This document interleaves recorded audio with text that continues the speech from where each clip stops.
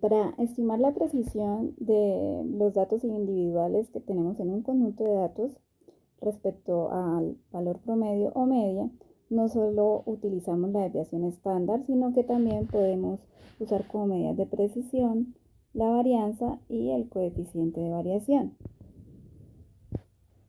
La varianza matemáticamente es el cuadrado de la desviación estándar, ¿sí? Ya sea que estemos hablando de la desviación estándar poblacional o la desviación estándar de la muestra. Por su parte, el coeficiente de variación es la desviación estándar relativa expresada en forma de porcentaje. ¿Qué es la desviación estándar relativa? La desviación estándar relativa sería la relación que hay entre la desviación estándar con respecto al valor de la media o promedio. ¿Listo? Si hablamos entonces del coeficiente de variación de una población, va a ser la relación entre esta desviación estándar y el promedio por 100 para poder expresar como porcentaje. Y en el caso del coeficiente de variación de la muestra, pues vamos a estar hablando de la relación que hay entre la desviación estándar de la muestra con la media o promedio de la muestra multiplicado por 100. Ahora, cuando nosotros hacemos tratamiento estadístico de un conjunto de datos utilizando la media y la desviación estándar, ¿cierto? Quiere decir que esos datos siguen una distribución normal o también lo que se denomina una curva gaussiana, que es lo que nosotros observamos en este gráfico que está aquí expuesto.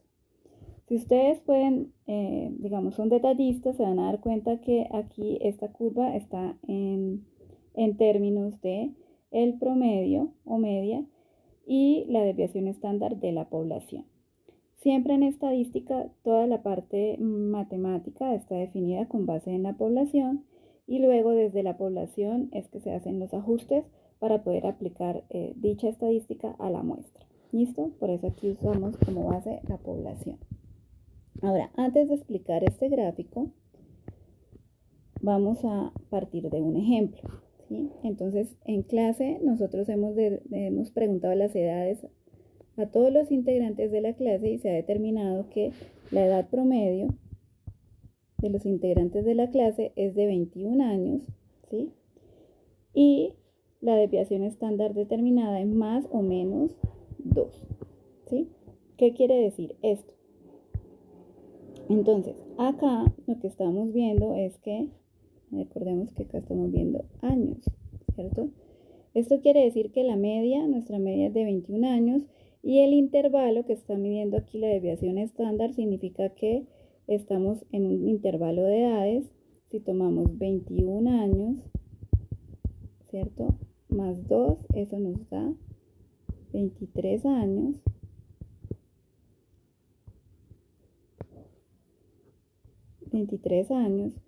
Y si tomamos 21 años menos 2, eso nos va a dar 19 años.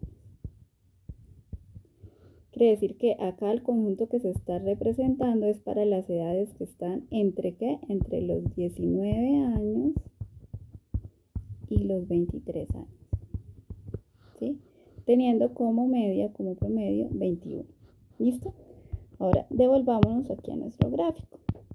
Pues con base en eso, si nosotros colocamos la información de ese experimento que acabamos de hacer, ¿cierto? Entonces, vamos a tener que nuestra media acá es de 21 años, ¿sí? Y tenemos la desviación estándar. La desviación estándar es 2, entonces 21 más 2, esto va a ser 22 años. Esto aquí va a ser 19 años. ¿Listo? Entonces, ¿eso qué significa? Que el rango de edades comprendido entre los 19 años y los 22 años se encuentra acá, en esta parte de nuestra curva de datos. Y lo que está entre menos la desviación estándar más la desviación estándar, ¿sí? Con respecto a la media, comprende el 68, aproximadamente el 68,2 o 26% de las edades del grupo de clase. ¿Eso qué significa? Que las personas en este rango, por ejemplo, las personas que tienen 17 años van a estar por fuera de esta parte de la curva, o las personas que tienen 25 años también lo van a estar, ¿cierto? No están comprendidos dentro de ese 68% de los datos. Ahora, si nosotros nos vamos hacia más o menos 2 veces la desviación estándar, aquí vamos a tener 20, sabemos que la desviación estándar es 2, 2 por 2, 4, ¿cierto? 21 más 4 nos va a dar 25 años. Y en el caso de menos 2, 21 menos 4 nos va a dar 17 años. Ahora, entre más o menos 2 veces la desviación estándar, vamos a tener comprendidos, en este caso, ¿cierto?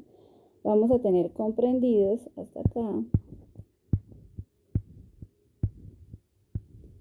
van a estar comprendidas el 95.4, aproximadamente el 95.4% de los datos tomados. Es decir, acá ya ampliamos al rango de las edades de 17 años y de 25 años. Y así continuaría si seguimos mirando.